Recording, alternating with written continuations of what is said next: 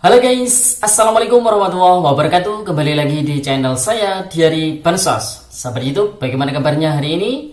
Semoga sahabat YouTube semua dalam keadaan sehat, tambah rezekinya, dan tentunya semakin sukses.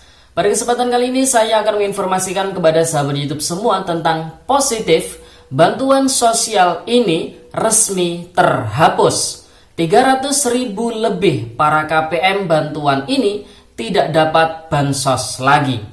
Menunggu pencairan bansos PKH tahap 1 dan juga tahap 2 dan menunggu pencairan bansos BPNT tahap pertama hingga tahap keempat. Nah, kira-kira informasi selengkapnya seperti apa? Simak terus videonya, jangan di skip supaya tidak menimbulkan gagal paham dan tentunya salah paham.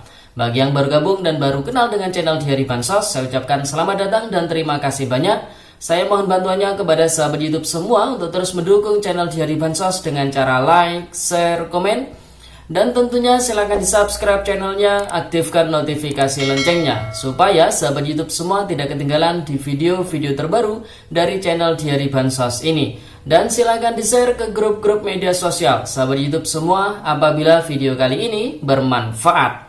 Oke sahabat YouTube, langsung saja saya akan melanjutkan informasinya tentang positif bantuan sosial ini resmi terhapus. 300.000 lebih para KPM bantuan ini tidak dapat bansos lagi.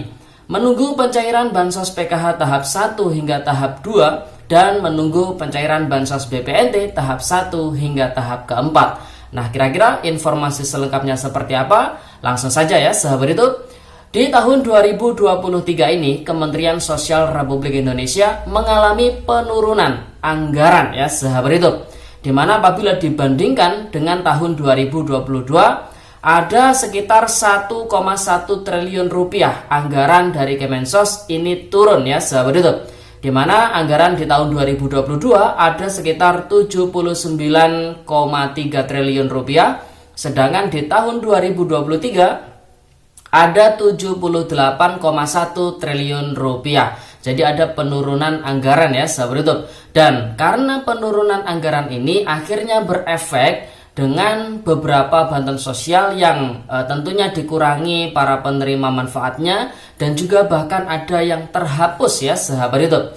Nah, di sini kita sudah merangkum ada beberapa bantuan sosial yang terdampak. Yang pertama adalah bantuan PENA atau Pahlawan Ekonomi Nusantara yang memang diperuntukkan bagi para KPM baik PKH maupun BPNT yang masih berusia produktif ya sahabat YouTube. Di mana target turun dari 8.500 penerima manfaat menjadi 7.500 penerima manfaat di tahun 2023 ini. Dengan indeks bantuan juga turun yang awalnya adalah 6 juta per penerima manfaat menjadi 5 juta per penerima manfaat. Dan saat ini anggaran dari program bantuan PENA pun saat ini masih terblokir di Kementerian Keuangan karena efek dari automatic adjustment ya sahabat itu. Kemudian bansos berikutnya yang terdampak juga adalah bansos kelompok adat terpencil. Ini target juga turun dari 3.500 KK menjadi 2.847 KK. Kemudian bansos berikutnya yang terdampak adalah di bagian Dirjen Rehabilitasi Sosial.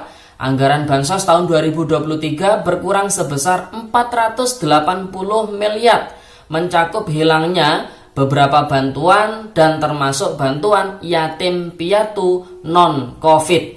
Jadi rinciannya yang pertama adalah untuk permakanan lanjut usia 100.000 penerima manfaat ini tidak lagi mendapatkan bansos permakanan ya sahabat itu.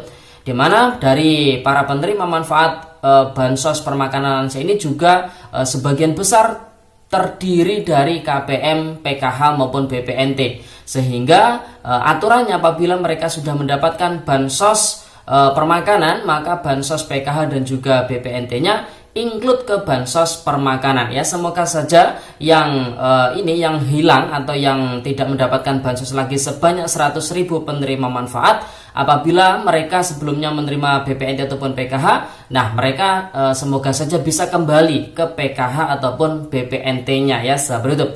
Karena berdasarkan pencairan di tahap pertama tahun 2023 ini, diambil contoh di wilayah kami. Di wilayah kami ini untuk bansos permakanan khusus lansia, dana bansosnya tidak bisa turun. Kurang tahu sebabnya apa. Namun ada beberapa lansia yang sudah masuk ke dalam database sebagai penerima bansos permakanan lansia. Di pencairan tahap pertama ini bansos PKH ataupun BPNT-nya tidak bisa cair atau sudah terhapus karena include dengan bansos permakanan lansia. Padahal secara realnya bansos permakanan masih belum diterima karena anggarannya tidak bisa turun di wilayah kami ya sahabat YouTube. Kalau di wilayah yang lain insya Allah ini turun dan memang efeknya seperti itu, tidak bisa lagi mendapatkan bansos PKH ataupun BPNT. Kemudian yang kedua adalah bansos permakanan untuk penyandang disabilitas.